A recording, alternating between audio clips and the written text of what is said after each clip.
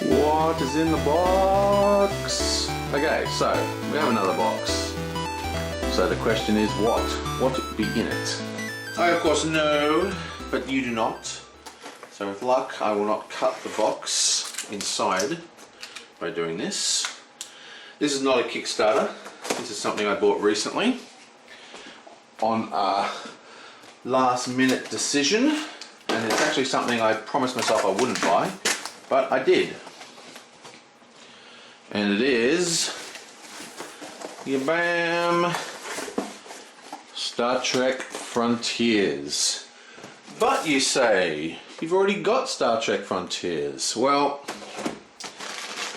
this is my own copy. The other Star Trek Frontiers, which seems to have a different, well, that's not actually part of the box. The other version of Star Trek Frontiers was borrowed from a friend. And after playing it a few times, I've decided that I actually really enjoy it. I didn't think I was going to like it at all because of, because I'm a big fan of Mage Knight, and it's kind of a watered down, in some respects, version of Mage Knight. But it's actually a lot better than it looks like on paper. Some of the changes, specifically like being able to block partially damage, so you can partially block damage. Like if you spend 2 block on a 5 attack, you actually reduce it to 3 attack. Things like that make it sound like it's terrible. So, oh, this is a really easy version, but it's actually quite interesting because units can't take damage. They only take damage in the new rules section, which is away missions, which is completely separate. So you can only ever take damage in your hands. That mitigates that problem. And there's a lot of other cute little things in here. And there is an expansion about to come out for this called Wrath of Khan. Anyway, so I bought that. But the real point of this purchase was to pick up this, which is the expansion to Whitechapel.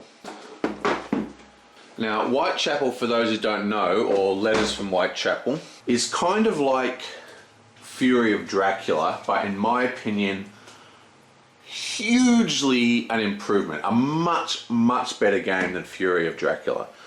Basically, Fury of Dracula is a good game, but it obfuscates the deduction process by introducing this collection and combat element. And if anyone's played, I haven't actually played edition 3, like the new edition of it, but if anyone's played Dracula, you know that finding Dracula is like not even the hard bit. Like it's being able to corner him at the right time of day with enough items to actually kill him. So it usually gets to that point where you're just chasing him around the map, and every time you catch him it's the wrong time, and it's very frustrating, I find. But Letters of Whitechapel completely removes that, and it's a pure deduction game. So it boils down all the great stuff from Fury of Dracula, but removes, in my opinion, all the stuff I dislike about Fury of Dracula. So Letters of Whitechapel, fantastic deduction game. Let's have a look what's in this expansion, because this expansion is kind of what I call a fix expansion. There's a number of types of expansions, I think. For example, you've got expansions that add stuff to the game. You've got expansions that drastically change the game. You've got expansions like this one, or the Hyperborea expansion, which actually fix the game. And this is one of those. So for starters, this is called Dear Boss, this expansion. For starters, we get a very cool little map for the Ripper to use, so he doesn't give away his location. Saves you printing one out. Got some more rules. Added a bunch of miniatures for damsels to cut up and spread around the place, because you are Jack the Ripper. So the hideous murders. Don't want to be a hooker in Whitechapel in the whatever year, what was it, 19th century or something. And then we've got the cops. Now, this is the crux of the expansion, these new cards. So this is the actual crux of the expansion. Basically, the police chiefs now have their own abilities, wherever the coppers are.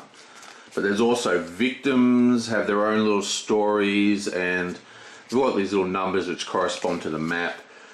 They've got their own abilities, and it's a minor improvement to the game, right? This is sort of like, oh, how would I put? This is sort of like what the game should have been, I guess. Now, don't get me wrong, I really like Letters of Whitechapel, but these improvements, like each cop will have their own personalized abilities, just give them a little bit of character, because that's what was missing from this game, was storytelling. And I think now that we have the actual victims, and you have the cops and all that kind of stuff, it'll actually all come together in a much more coherent way. So I'm pretty keen to try this out. Now, I've been planning to do this for a while on the channel.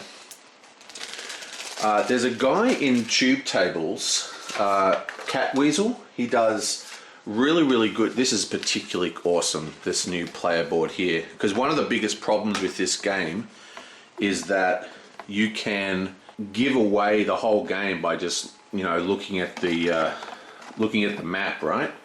So you look at the map the wrong way, and people know where Jack the Ripper is, and the whole game will end. See, because Dracula uses the card system, it doesn't have that problem's not quite as stark. But with this one, that's fixed with that new board. What was I saying? Oh yeah, so Cat Weasel, he has a thing that he does where he plays Eldritch Horror and other thematic games, but he actually plays on the forum at Tube Tables with other people. So I thought, what's interesting about Whitechapel is that they're completely enclosed turns. So this guy here, when each cop takes their turn, they take a turn solely by themselves in order. So I always thought I could play Whitechapel on the channel and have people from the channel on the forums play the investigators, and this might be a way I could do it with other one versus many games as well. Guardian Chronicles or something, actually play a one versus many game versus the people on the channel. Now I'm not going to open this one because it's all brand new. Let's have a quick look at this, just for those people who haven't seen it. We have the player board, which is only one-sided now because there's no day-night cycle. 2 to move through normal space, 3 to move through nebula. You can never land on planets, but it costs 3 to move past, 2 to explore. So it's very similar. This is the experience track, which is absolutely identical to Mage Knight. These are the Borg cubes, which are the Trek Knight version of cities. These are the player pieces. This is the Enterprise D, the Picard ship. See, what happens in Trek Knight is that not only when you're moving around the map, you're in a ship. When you beam down to planets, like look at some of the tiles. So that is the Magical Glade. That is a Romulan Warbird, which is the equivalent of the Rampaging Orc. That is the Starbase, the Federation Starbase, which is the equivalent of the village. That is a mine. There's only 3 colors in this game. You've got gold, blue, and red, and then there's white, which is an ore color, and then you've got a new one which is sort of purple. You'll see it eventually when I get it played on the channel. That is the Dominion Starbase, which is the equivalent of the Mage Tower. Okay, so that is the equivalent of the ruins. Okay, here's a planet here. That is the Rodium Starbase, which is the equivalent of the fort. Okay, so here's a good example of the crappy standard equality though. That is the same as this. That symbol there is supposed to be that nebula. Yeah, they don't look alike at all.